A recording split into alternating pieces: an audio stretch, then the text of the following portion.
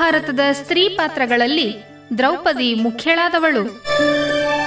ದ್ರೌಪದಿಯ ವ್ಯಕ್ತಿತ್ವದ ಅನೇಕ ಮುಖಗಳನ್ನು ಪರಿಚಯಿಸುವ ಬರಹವೇ ಅಗ್ನಿಪುತ್ರಿ. ಕಸ್ತೂರಿ ಮಾಸಪತ್ರಿಕೆಯಲ್ಲಿ 2 ವರ್ಷಗಳ ಕಾಲ ಜನಪ್ರಿಯ ಧಾರಾವಾಹಿಯಾಗಿ ಮೂಡಿಬಂದ ಪ್ರಸಿದ್ಧ ಲೇಖಕಿಯಾದ ಡಾಕ್ಟರ್ ಶಾಂತಾ ನಾಗರಾಜ್ ಅವರ ಈ ಬರಹ ನಿಮ್ಮ ನೆಚ್ಚಿನ ಜ್ಞಾನಧ್ವನಿ ಸಮುದಾಯ ರೇಡಿಯೋದ ಮಹಿಳಾ ಲೋಕದಲ್ಲಿ. ತಪ್ಪದೇ ಕೇಳಿ, ಪ್ರತಿ ಮಂಗಳವಾರ ಬೆಳಗ್ಗೆ 7:10 ಮರುಪ್ರಸಾರ ಮರುದಿನ ಸಂಜೆ 7:10.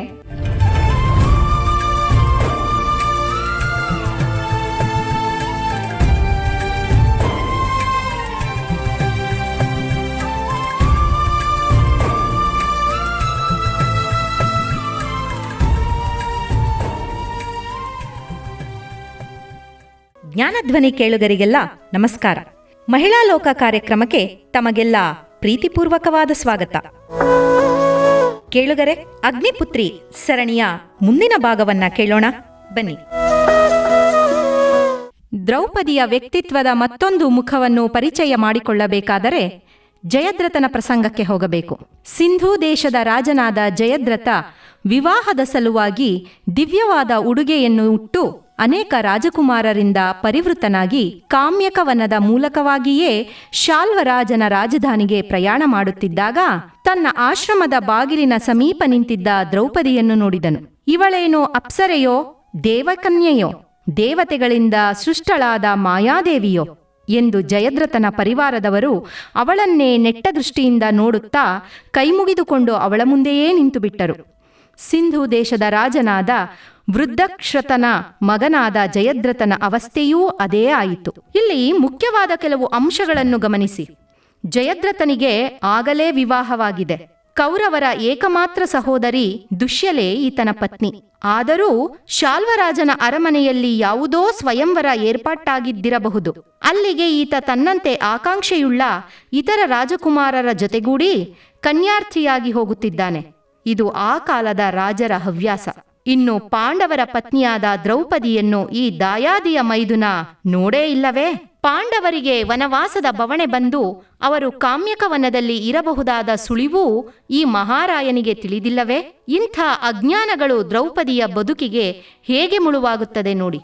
ಜಯದ್ರಥನ ನಿರ್ದೇಶನದಂತೆ ಕೋಟಕಾಸ್ಯನೆನ್ನುವ ರಾಜಕುಮಾರ ದ್ರೌಪದಿಯ ಬಳಿಗೆ ಬಂದು ಅವಳನ್ನು ಪರಿಪರಿಯಾಗಿ ಹೊಗಳಿ ಜಯದ್ರಥನನ್ನು ಮತ್ತು ತನ್ನನ್ನೂ ಒಳಗೊಂಡಂತೆ ಇತರ ರಾಜಕುಮಾರರನ್ನೂ ಪರಿಚಯಾತ್ಮಕವಾಗಿ ಸುಂದರ ವಿಶೇಷಣಗಳಿಂದ ವರ್ಣಿಸಿ, ನೀನು ಯಾರ ಮಗಳು ಮತ್ತು ಯಾರ ಭಾರ್ಯೆ ಎಂಬುದನ್ನು ಹೇಳುವವಳಾಗು ಎನ್ನುತ್ತಾನೆ. ದ್ರೌಪದಿ ತನ್ನ ಘನತೆಗೆ ತಕ್ಕಂತೆ ತನ್ನ ಪ್ರಖರ ವ್ಯಕ್ತಿತ್ವಕ್ಕೆ ಕನ್ನಡಿ ಹಿಡಿದಂತೆ ಉತ್ತರಿಸುತ್ತಾಳೆ. ನರೇಂದ್ರ ಪುತ್ರ, ನನ್ನಂತಹವಳು ನಿನ್ನೊಡನೆ ನೇರವಾಗಿ ಮಾತನಾಡಕೂಡದೆಂಬ ಧರ್ಮರಹಸ್ಯವನ್ನು ನಾನು ತಿಳಿದುಕೊಂಡಿರುತ್ತೇನೆ. ಆದರೆ ಈ ಸಮಯದಲ್ಲಿ ನಿನ್ನ ಪ್ರಶ್ನೆಗಳಿಗೆ ಉತ್ತರವನ್ನು ಹೇಳಿ ಕಳುಹಿಸಲು ಇಲ್ಲಿ ನನ್ನ ಕಡೆಯ ಪುರುಷನಾಗಲಿ ಸ್ತ್ರೀಯಾಗಲಿ ಇಲ್ಲದೇ ಇರುವುದರಿಂದ ನಾನೇ ನಿನಗೆ ನೇರವಾಗಿ ಉತ್ತರಿಸಬೇಕಾಗಿದೆ. ಸ್ವಧರ್ಮ ನಿರತಳಾದ ಮತ್ತು ಸ್ತ್ರೀ ಧರ್ಮವನ್ನು ಸಂಪೂರ್ಣವಾಗಿ ತಿಳಿದಿರುವ ನಾನು ಏಕಾಕಿನಿಯಾಗಿ ಏಕಾಂಗಿಯಾಗಿರುವ ನಿನ್ನೊಡನೆ ಹೇಗೆ ತಾನೇ ಮಾತಾಡಲಿ? ಆದರೆ ನೀನು ಸುರಥನ ಮಗನೆಂದು ನಿನ್ನಿಂದಲೇ ತಿಳಿಯಿತು. ಆದ್ದರಿಂದಲೇ ನಿನ್ನೊಡನೆ ನನ್ನ ವಿವರಗಳನ್ನು ತಿಳಿಸುತ್ತೇನೆ. ಪುರುಷ ಸಿಂಹಗಳಾದ ಈ ರಾಜಕುಮಾರರಿಗೆ ದ್ರೌಪದಿ ಯಾರೆಂದು ಗೊತ್ತಿಲ್ಲ. ಅರಮನೆಯಲ್ಲಿ ಮಾತ್ರ ಬದುಕು ಕಳೆಯುತ್ತಿದ್ದ ದ್ರೌಪದಿಗೆ ಸುರಥನೆಂಬ ರಾಜನ ಬಗ್ಗೆ ಗೌರವ ಮೂಡುವಷ್ಟೂ ತಿಳಿದಿದೆ. ನೀನು ಅವನ ಮಗನಾದ ಕಾರಣ ನನ್ನ ಬಗ್ಗೆ ತಿಳಿಸುವೆ ಎನ್ನುತ್ತಾಳೆ. ಇಲ್ಲಿ ಅರಿವು ಎನ್ನುವುದರ ವೈಶಾಲ್ಯತೆಯಲ್ಲಿ ಗಂಡುಗಳಿಗೂ ಮತ್ತು ದ್ರೌಪದಿಗೂ ಇರುವ ಅಂತರ ಗೋಚರವಲ್ಲವೇ? ದ್ರೌಪದಿ ತನ್ನ ಬಗ್ಗೆ ವಿವರಗಳನ್ನು ಕೊಡುತ್ತಿರುವಾಗ ದೂರದಲ್ಲಿ ನಿಂತು ಅವಳನ್ನು ನೋಡುತ್ತಿದ್ದ ಜಯದ್ರಥನ ಮನಸ್ಸಿನಲ್ಲಿ ಮೂಡುವ ಭಾವನೆಗಳು ಹೀಗಿತ್ತಂತೆ. ಏತಾಂ ದೃಷ್ಟ್ವಾ ಸ್ತ್ರಿಯೋ ಮೇನ್ಯಾ ಯಥಾ ಶಾಖಾ ಮೃಗಸ್ತ್ರಿಯಃ ಪ್ರತಿಭಾಂತಿ ಮಹಾಬಾಹೋ ಸತ್ಯಮೇತದ್ಬ್ರವೀಮಿತೆ. ಇವಳನ್ನು, ಇವಳ ಅನುಪಮ ಸೌಂದರ್ಯವನ್ನು ನೋಡಿದ ನಂತರ ನನಗೆ ಇತರ ಸ್ತ್ರೀಯರು ಹೆಣ್ಣು ಕಪಿಗಳಂತೆಯೇ ಕಾಣುತ್ತಾರೆ. ಕೇವಲ ದರ್ಶನ ಮಾತ್ರದಿಂದಲೇ ನನ್ನ ಮನಸ್ಸನ್ನು ಅವಳು ಅಪಹರಿಸಿಬಿಟ್ಟಿದ್ದಾಳೆ. ಇವಳು ನಿಶ್ಚಯವಾಗಿಯೂ ಮಾನವ ಸ್ತ್ರೀಯೇ? ಜಯದ್ರಥ ದ್ರೌಪದಿಯ ಹತ್ತಿರ ಬಂದು ಅವಳ ಸೌಂದರ್ಯವನ್ನು ಇನ್ನಿಲ್ಲದಂತೆ ಹೊಗಳಿದಾಗಲೂ ಅವಳು ತೋರುವ ಸಮಯಪ್ರಜ್ಞೆ ಮತ್ತು ಸ್ಥಿತಪ್ರಜ್ಞತೆಗಳನ್ನು ಮೆಚ್ಚದಿರಲು ಸಾಧ್ಯವೇ ಇಲ್ಲ. ನೀನು ಕುಶಲಿಯಾಗಿರುವೆಯಾ? ನಿನ್ನ ರಾಷ್ಟ್ರಕೋಶ ಬಲಗಳು ಸೌಖ್ಯದಿಂದ ಇರುವುದಷ್ಟೇ. ನಿನಗೆ ಸೇರಿರುವ ಸಿಂಧು ವೀರಾದಿ ರಾಜ್ಯಗಳನ್ನು ಧರ್ಮದಿಂದ ಆಳುತ್ತಿರುವೆಯಲ್ಲವೇ? ಮಹಾರಾಜ, ಈ ಪಾದ್ಯವನ್ನು ಸ್ವೀಕರಿಸು. ಈ ನೀರಿನಿಂದ ಕಾಲು ತೊಳೆದುಕೊಂಡು ಈ ಆಸನದಲ್ಲಿ ಉಪವಿಷ್ಟನಾಗು. ನಿನ್ನ ಪರಿವಾರಕ್ಕೆ ನಾನು 50 ಮೃಗಗಳನ್ನು ಆಹಾರಾರ್ಥವಾಗಿ ಕಳುಹಿಸಿಕೊಡುತ್ತೇನೆ. ಕುಂತಿಪುತ್ರ ಬಂದ ಮೇಲೆ ಮತ್ತಷ್ಟು ವಿಧವಿಧವಾದ ಮೃಗ ವಿಶೇಷಗಳನ್ನು ಕಳುಹಿಸಿಕೊಡುತ್ತಾನೆ. ಅವೆಲ್ಲವನ್ನು ಉಪಭುಂಜಿಸಿದ ನಂತರ ಸ್ವಲ್ಪ ಕಾಲ ವಿಶ್ರಾಂತಿಯನ್ನು ಪಡೆದು ಮುಂದೆ ಪ್ರಯಾಣ ಮಾಡಬಹುದಾಗಿದೆ. ಈ ಮಾತುಗಳು ಸ್ತ್ರೀ ಧರ್ಮವನ್ನು ಪಾಲಿಸುವ ಮಹಾರಾಣಿಯಾಗಿ ಕಾರ್ಯನಿರ್ವಹಿಸಿ ಸ್ವತಂತ್ರ ನಿಲುವುಗಳನ್ನು ತೆಗೆದುಕೊಳ್ಳಬಲ್ಲ ಗಟ್ಟಿ ಮಹಿಳೆಯ ಧ್ವನಿಯಂತೆ ಕೇಳಿಸುವುದಲ್ಲವೇ? ಈ ರಾಜನಾದರೋ ಕಾಮಾತುರಾಣಂ ನಾ ಭಯಂ ನಾ ಲಜ್ಜಾ ಎನ್ನುವುದರ ಪ್ರತೀಕನಾಗಿದ್ದಾನೆ. ಅವಳ ಕಕ್ಕುಲತೆಯನ್ನು ಗಮನಕ್ಕೇ ತಾರದೆ ಏಹಿಮೇ ರಥಮಾರೋಹ ಅಂದರೆ ಬಾ ನನ್ನ ರಥವನ್ನು ಹತ್ತಿ ಕುಳಿತುಕೋ ಎನ್ನುತ್ತಿದ್ದಾನೆ. ದ್ರೌಪದಿಗೆ ಎಂಥ ಆಘಾತವಾಗಿರಬಹುದು. ಆ ನಿರ್ಲಜ್ಜ ರಾಜ ಮುಂದುವರೆದು ಹೇಳುತ್ತಾನೆ, ನವೈ ಪ್ರಾಜ್ಞಾ ಗತಶ್ರೀಕಂ ಭರ್ತಾರಂ ಉಪಯುಜ್ಯತೆ ಯುಜ್ಞಾನಂ ಅನುಯುಜ್ಯೇತ ನ ಶ್ರಿಯಃ ಸಂಕ್ಷಯೇ ವಸೇತ್. ಕುಶಲಮತಿಯಾದವಳು ಸಂಪತ್ತಿನಿಂದ ವಿಹೀನನಾದ ಪತಿಯನ್ನು ಖಂಡಿತವಾಗಿಯೂ ಸೇವಿಸುವುದಿಲ್ಲ. ಪತಿಯು ಸಂಪತ್ತನ್ನು ಹೊಂದಿರುವಾಗ ಅವನ ಸೇವೆಯನ್ನು ಮಾಡುವುದು ಯುಕ್ತವಾಗಿಯೇ ಇದೆ. ಆದರೆ ನಿನ್ನ 5 ಪತಿಗಳು ಇಂದು ರಾಜ್ಯವನ್ನು ಕಳೆದುಕೊಂಡು ಸಂಪತ್ತಿನಿಂದ ವಿಹೀನರಾಗಿದ್ದಾರೆ. ನಿನ್ನ ಪತಿಭಕ್ತಿಯನ್ನು ಸಾಕು ಮಾಡು. ಅವರನ್ನೀಗಲೇ ಪರಿತ್ಯಜಿಸಿ ನನ್ನ ಭಾರ್ಯೆಯಾಗು. ಚಕ್ರವರ್ತಿನಿಯಾಗಿ ಸುಖವಾಗಿರು. ಜಯದ್ರಥನ ಮಾತುಗಳನ್ನು ಕೇಳಿ ದ್ರೌಪದಿಯ ಮುಖವು ಕೆಂಪಾಯಿತು, ಹೃದಯ ಕಂಪಿಸಿತು, ಹುಬ್ಬುಗಳು ಗಂಟೆಕ್ಕಿದವು. ಅಲ್ಲಿ ಕ್ಷಣ ಮಾತ್ರವೂ ನಿಲ್ಲದೆ ಆಶ್ರಮದೊಳಭಾಗದಲ್ಲಿ ಸರಿದು ನಿಂತಳು ಮತ್ತು ಅವನನ್ನು ಖಂಡಿಸುತ್ತಾ ಹೇಳಿದಳು, ಸೈಂಧವ, ಪುನಃ ಇಂತಹ ದುರ್ವಚನಗಳನ್ನಾಡಿಯೇ ಜೋಕೆ. ರಾಜ ಪದವಿಯಲ್ಲಿರುವ ನಿನಗೆ ಇಂಥ ಹೇಯ ಮಾತುಗಳನ್ನಾಡಲು ನಾಚಿಕೆಯಾಗುವುದಿಲ್ಲವೇ? ನೀನು ಯಾರ ವಿಷಯದಲ್ಲಿ ಇಂಥ ನಿಂದನೆಯ ಮಾತುಗಳನ್ನಾಡುತ್ತಿರುವೆ ಎನ್ನುವುದನ್ನಾದರೂ ತಿಳಿದಿರುವೆಯಾ? ನನ್ನ ಪತಿಗಳು ಮಹಾವೀರರು, ಇಂದ್ರನಿಗೆ ಸಮಾನರು, ಧರ್ಮಾತ್ಮರು. ಇಂಥವರನ್ನು ನಿಂದಿಸುತ್ತಿದ್ದೀಯೇ? ನಿನಗೆ ಹಿರಿಯರ ನೀತಿ ಮಾತುಗಳು ಸ್ಮರಣೆಯಲ್ಲೇ ಇಲ್ಲವೇ ಎಂದು ಹೇಳುತ್ತಾ ಮುಂದುವರೆಯುವ ದ್ರೌಪದಿ ತನ್ನ ಪ್ರಬುದ್ಧತೆಯ ಪರಾಕಾಷ್ಠತೆಯನ್ನೇ ತಲುಪುತ್ತಾಳೆ. ನ ಕಿಂಚಿದೀಡ್ಯಂ ಪ್ರವದಂತಿ ಪಾಪಂ ವನೇಚರಂ ವಾ ಗೃಹಮೇಧಿನಂ ವಾ ತಪಸ್ವಿನಂ ಸಂಪರಿಪೂರ್ಣ ವಿದ್ಯಂ ಭಷಂತಿ ಹೈವಂ ಶ್ವನರಾಹ ಸುವೀರ.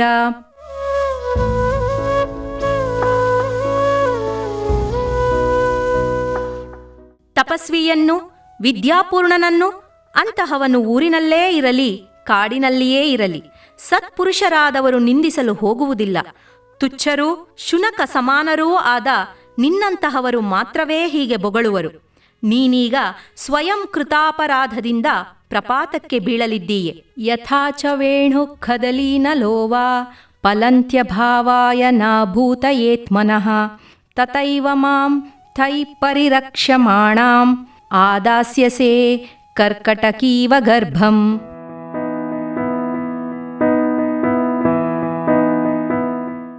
ಬಿದಿರು, ಬಾಳೆ ಮುಂತಾದವು ಫಲಿಸುವುದು ಸ್ವವಿನಾಶಕ್ಕೆ ಹೊರತು ಫಲಿತವಾದ ನಂತರ ಅವುಗಳು ಊರ್ಜಿತವಾಗುವುದಿಲ್ಲ. ಏಡಿಯೂ ಗರ್ಭಧಾರಣೆ ಮಾಡುವುದು ಸ್ವವಿನಾಶಕ್ಕೆ. ಅದರಂತೆ ನನ್ನನ್ನು ಹೊಂದಲು ಬಯಸುವ ನಿನ್ನ ಯತ್ನವೂ ಕೂಡ ನಿನ್ನ ವಿನಾಶಕ್ಕೆಂದೇ ಭಾವಿಸಬೇಕಾಗಿದೆ. ದ್ರೌಪದಿಯು ಮೊದಲು ಜಯದ್ರಥನನ್ನು ಸಿಂಹಿಣಿಯಂತೆ ಎದುರಿಸಿದರೆ ಪ್ರಯೋಜನವಾಗಲಾರದು. ತನ್ನ ಪತಿಗಳು ಬರುವವರೆಗೆ ಉಪಾಯದಿಂದ ಮಾತನಾಡಿಸುತ್ತಾ ಸಮಯ ಕಳೆಯಬೇಕೆಂದೇ ನಿರ್ಧರಿಸುತ್ತಾಳೆ. ಆದರೆ ಜಯದ್ರಥನ ಲಜ್ಜಾಹೀನ ಮಾತುಗಳಿಂದ ಕೆರಳುತ್ತಳಾದರೂ ಸಮಯ ಪ್ರಜ್ಞೆಯನ್ನು ಕಳೆದುಕೊಳ್ಳುವುದಿಲ್ಲ. ಆತ ತೀರಾ ನಿರ್ಲಜ್ಜನಾಗಿ ಇವಳ ಹತ್ತಿರ ಬಂದು ಮುಂದಲೆಯನ್ನು ಹಿಡಿದು ಎಳೆದಾಗ ತನ್ನ ಶಕ್ತಿಯೆಲ್ಲವೂ ಕ್ರೋಢೀಕರಿಸಿ ಅವನನ್ನು ನೂಕಿಬಿಡುತ್ತಾಳೆ. ಜಯದ್ರಥ ಬೇರನ್ನು ಕತ್ತರಿಸಿದ ವೃಕ್ಷದಂತೆ ಧರೆಗುರುಳುತ್ತಾನೆ. ನಂತರ ಮೇಲೆದ್ದು ಅವಳನ್ನು ಹಿಗ್ಗಾಮುಗ್ಗಾ ಹಿಡಿದೆಳೆಯುತ್ತಾನೆ. ಬುದ್ಧಿಯಿಂದ ಅದೆಷ್ಟೇ ಬಲಿಷ್ಠಳಾಗಿದ್ದರೂ ದೇಹದಿಂದ ಅಬಲೆಯಾದ ಕಾರಣ ಅವಳಿಗೆ ಸೆಣಸಾಡಲು ಸಾಧ್ಯವಾಗಲಿಲ್ಲ. ಸೋಲನ್ನರಿತ ದ್ರೌಪದಿ ಧೌಮ್ಯ ಮುನಿಗಳ ಪಾದಸ್ಪರ್ಶ ಮಾಡಿ ನಿಷ್ಕ್ರಿಯಳಾಗಿ ಜಯದ್ರಥನ ರಥದಲ್ಲಿ ಕುಳಿತು ಹೊರಡುತ್ತಾಳೆ. ವೃದ್ಧ ಮುನಿಗಳು ಎಚ್ಚರಿಸಿದರೂ ಕೇಳದ ರಾಜ ಅವಳನ್ನು ಆಶ್ರಮವಾಸಿಗಳ ಎದುರಿಗೆ ಅಪಹರಿಸುತ್ತಾನೆ. ನಂತರ ಪಾಂಡವರು ಅವನನ್ನು ಅಟ್ಟಿಸಿಕೊಂಡು ಹೋಗಿ ಪರಾಭವಗೊಳಿಸುವುದು, ಭೀಮನಂತೂ ಕೋಪದಲ್ಲಿ ಅವನನ್ನು ಕೊಂದು ಬಿಡಲು ಅನುವಾಗುವುದು, ಅವನು ಕಾಲಿಗೆ ಬಿದ್ದು ಕ್ಷಮೆ ಕೇಳುವುದು, ದುಶ್ಯಲೆ ವಿಧವೆಯಾಗಬಾರದೆಂದು ಧರ್ಮರಾಯ ಜಯದ್ರಥನನ್ನು ಉಳಿಸಿ ಕಳಿಸುವುದೂ ಮುಂದಿನ ಕಥಾಭಾಗ. ಈ ಭಾಗದಲ್ಲಿ ಬೆರಗು ಉಳಿಯುವುದು ದ್ರೌಪದಿಯ ನಡವಳಿಕೆಯಲ್ಲಿ. ಅವಳು ಜಯದ್ರಥನ ರಥದಲ್ಲಿ ಕುಳಿತುಕೊಳ್ಳುವಾಗಲೂ ತನ್ನ ಗಂಡಂದಿರು ಬಂದು ತನ್ನನ್ನು ರಕ್ಷಿಸುತ್ತಾರೆ ಎನ್ನುವ ವಿಶ್ವಾಸದಲ್ಲೇ ಇದ್ದಳು ಎಂದು ವ್ಯಾಸರು ಉದ್ಘರಿಸುತ್ತಾರೆ. ಇದು ದ್ರೌಪದಿಯ ಅಂತಃ ಶಕ್ತಿ.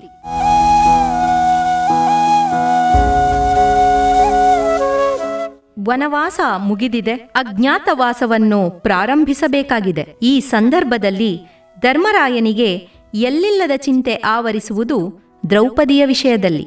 ಈಕೆ ಕೋಮಲೆ, ರಾಣಿಯಾಗಿದ್ದವಳು, ಮಹಾಪ್ರಾಜ್ಞೆ, ಅಲ್ಲದೆ ಚತುರೆ. ವನವಾಸದಲ್ಲೂ ಹಲವು ಜನರ ಯೋಗಕ್ಷೇಮವನ್ನು ಸುಮುಖವಾಗಿ ನಿಭಾಯಿಸಿದವಳು.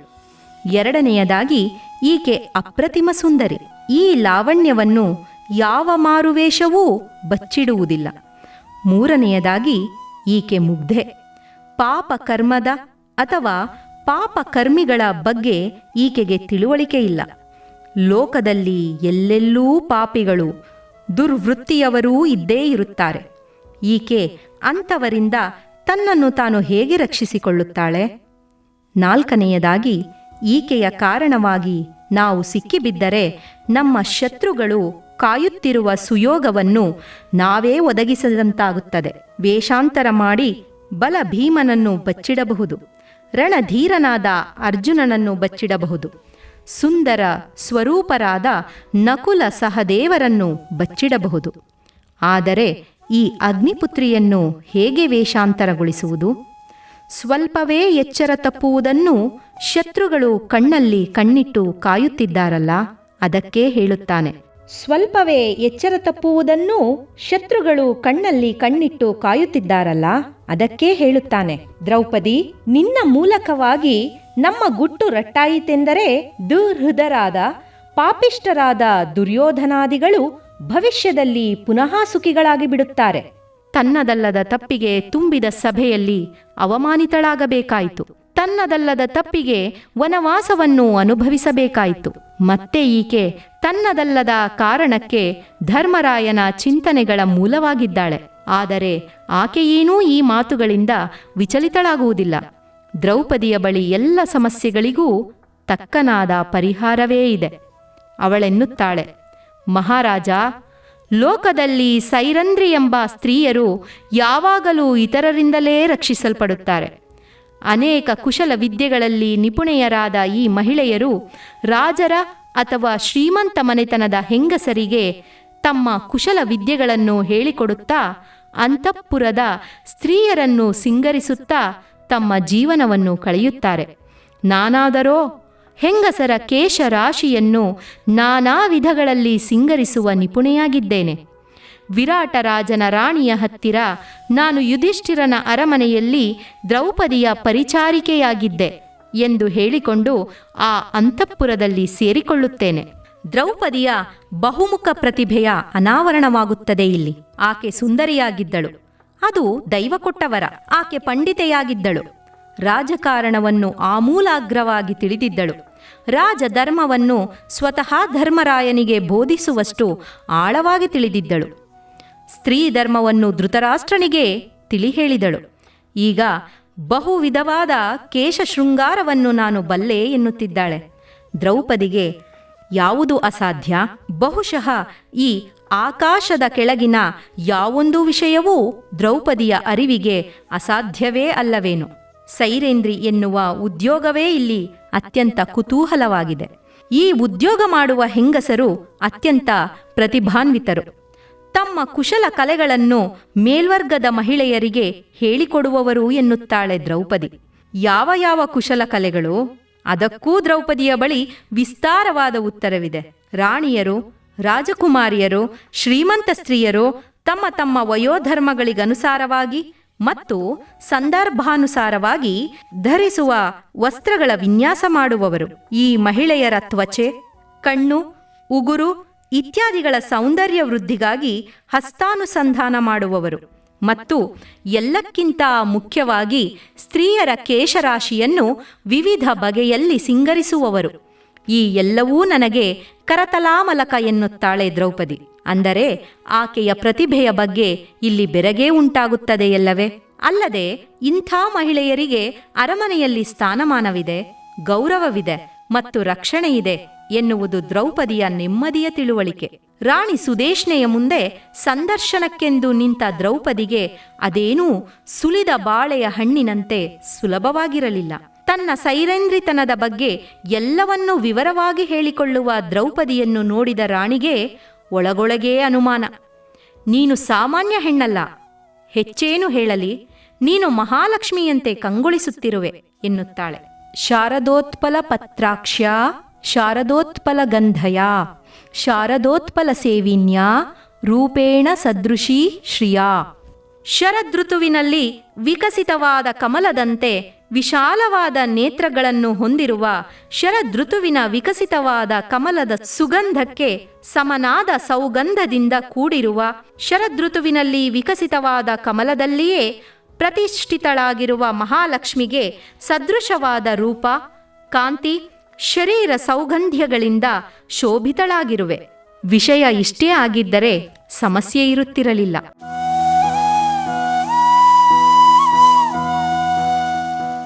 ಸುದೇಶ್ನೆಯ ಅನುಮಾನ ಮತ್ತೂ ಬೇರೆಯದೇ ಆಗಿದೆ. ಶುಭಾಂಗಿ, ನಿನ್ನಂತಹ ಚೆಲುವೆಯನ್ನು ನಾನು ತಲೆಯ ಮೇಲೆಯೇ ಕುಳ್ಳಿರಿಸಿಕೊಳ್ಳುತ್ತಿದ್ದೆ. ಆದರೆ ಮಹತ್ತರವಾದ ಸಂಶಯವೊಂದು ನನ್ನನ್ನು ಅತಿಯಾಗಿ ಬಾಧಿಸುತ್ತಿದೆ. ವಿರಾಟ ರಾಜನೇನಾದರೂ ನಿನ್ನನ್ನು ನೋಡಿಬಿಟ್ಟರೆ ತನ್ನ ಸರ್ವಸ್ವವನ್ನೂ ನಿನಗರ್ಪಿಸಿ ನಿನಗೆ ದಾಸಾನುದಾಸನಾಗಿ ಬಿಡುತ್ತಾನೆ ಎನ್ನುವ ಸಂಶಯದಿಂದ ಹಿಂದು ಮುಂದು ನೋಡುತ್ತಿದ್ದೇನೆ. ದ್ರೌಪದಿಯನ್ನು ನೋಡಿದ ವಿವಾಹಿತ ರಾಣಿಯರೆಲ್ಲ ಇಂಥ ಒಂದಲ್ಲ ಒಂದು ಆತಂಕವನ್ನು ಹೊತ್ತುಕೊಳ್ಳುತ್ತಾರೆ. ಹಿಂದೆ ದ್ರೌಪದಿಯ ಸೌಂದರ್ಯವನ್ನು ಕೇವಲ ಕೇಳಿ ತಿಳಿದ ಮಾತ್ರಕ್ಕೆ ಗಾಂಧಾರಿಯು ಕುಂತಿಗೆ ಹೇಳುತ್ತಾಳೆ, ನಿನ್ನ ಸೊಸೆಯನ್ನು ನಿನ್ನ ಅಂತಃಪುರದಲ್ಲೇ ಇಟ್ಟುಕೋ, ಅಪ್ಪಿತಪ್ಪಿಯೂ ಅವಳು ದುರ್ಯೋಧನನ ಕಣ್ಣಿಗೆ ಬೀಳದಿರಲಿ ಎಂದು. ಜನ್ಮಜಾತವಾಗಿ ಬಂದ ಸೌಂದರ್ಯ ಹೀಗೆ 5 ಮಕ್ಕಳ ತಾಯಿಯಾದ ಮೇಲೂ ಹಲವರ ಮನದಲ್ಲಿ ದುಗುಡ ಹುಟ್ಟಿಸಬೇಕೆ? ಮತ್ತೂ ಮುಂದುವರೆದ ಸುದೇಶ್ನೆಯ ಮಾತುಗಳು ಹೀಗಿವೆ. ಸ್ತ್ರೀಯೋ ರಾಜಕುಲೇ ಪಶ್ಯ ಯಾಶ್ಚೇಮ ಮಮ ವೇಶ್ಮನಿ ಪ್ರಸಕ್ತಾಸ್ತ್ವಾಂ ನಿರೀಕ್ಷಂತೆ ಪುಮಾಂಸಂ ಕಂ ನ ಮೋಹಯೇಹೆ. ರಾಜಕುಲದಲ್ಲಿರುವ ಸಕಲ ಸ್ತ್ರೀಯರು, ನನ್ನ ಅಂತಃಪುರದಲ್ಲಿರುವ ಸಕಲ ನಾರಿಯರು ನಿನ್ನನ್ನು ಎವೆಯಿಕ್ಕದೇ ನೋಡುತ್ತಿದ್ದಾರೆ. ಹೀಗಿರುವಾಗ ಯಾವ ಪುರುಷನನ್ನೂ ತಾನೇ ನೀನು ಮೋಹಪರವಶನನ್ನಾಗಿ ಮಾಡದಿರುವೆ. ಇಷ್ಟೇ ಅಲ್ಲ, ನನ್ನ ಅರಮನೆಯ ಕೈದೋಟದಲ್ಲಿರುವ ವೃಕ್ಷಗಳೆಲ್ಲವೂ ನಿನ್ನನ್ನೇ ನೋಡಲು ನಿನ್ನ ಕಡೆ ಬಾಗಿವೆ ಎನ್ನುವುದು ಸುದೇಶ್ನೆಯ ಅಪವಾದ.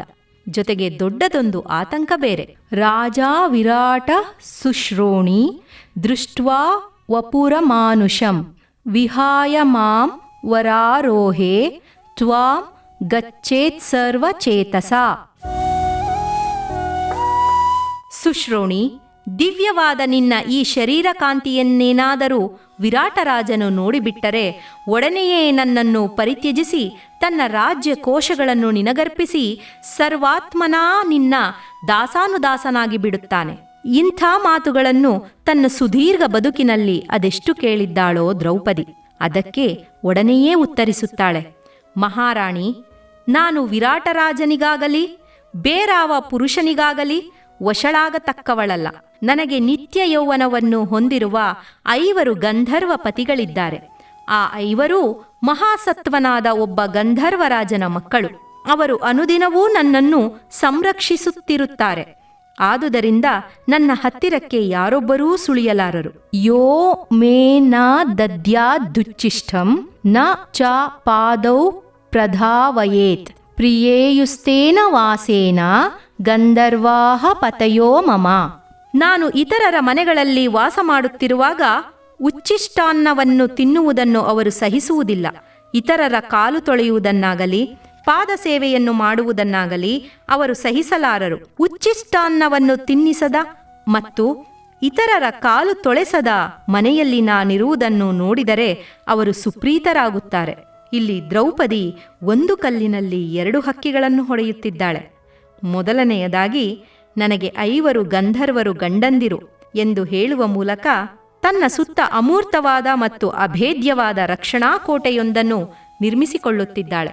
ಮತ್ತೊಂದು, ತಾನು ಅಲ್ಲಿ ನೆಲೆ ನಿಂತರೂ ಎಂಜಲನ್ನವನ್ನು ನೀಡದೆ ಪಾದ ಸೇವೆಗಳನ್ನು ಮಾಡಿಸಿಕೊಳ್ಳದೆ ತನ್ನನ್ನು ಗೌರವಯುತವಾಗಿ ಹೇಗೆ ನಡೆಸಿಕೊಳ್ಳಬೇಕೆನ್ನುವ ಸೂಚನೆಯನ್ನು ಕೊಡುತ್ತಿದ್ದಾಳೆ. ಯೋಹಿ ಮಾಂ ಪುರುಷೋ ಗೃಧ್ಯೇದ್ ಯತಾನ್ಯಾಹ ಪ್ರಾಕೃತಾಃ ಸ್ತ್ರಿಯಃ ತಾಮೇವ ಸ ತತೋ ರಾತ್ರಿಂ ಪ್ರವಿಶೇದಪರಾಂ ತನುಂ.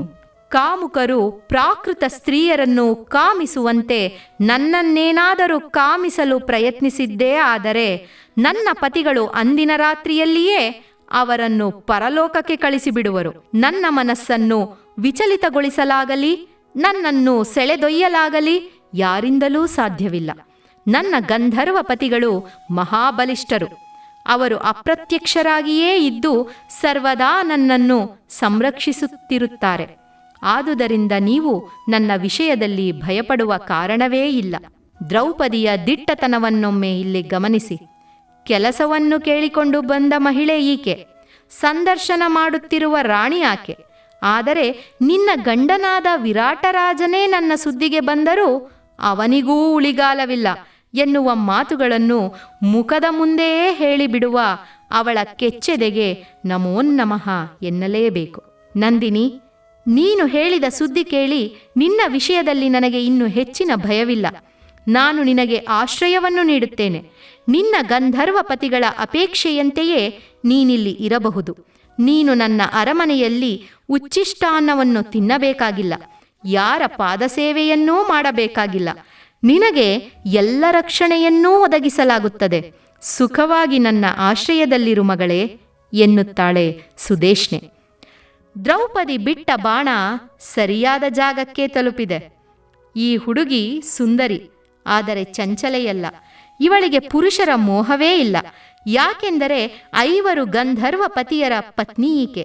ಯಾರ ಮಾತಿಗೂ ಹೆದರದ ಗೌರವಯುತವಾದ ಬದುಕು ಬೇಕೆನ್ನುವ ದಿಟ್ಟೆ ಈಕೆ. ಈ ಎಲ್ಲ ಸಂದೇಶಗಳನ್ನೂ ದ್ರೌಪದಿ ರಾಣಿಗೆ ತಲುಪಿಸಿದ್ದಾಳೆ. ದೂರದೃಷ್ಟಿಯುಳ್ಳ ಮಹಿಳೆಯ ಅನಂತ ಸಾಧ್ಯತೆಗೆ ಮಾದರಿಯಲ್ಲವೇ ಇವಳು?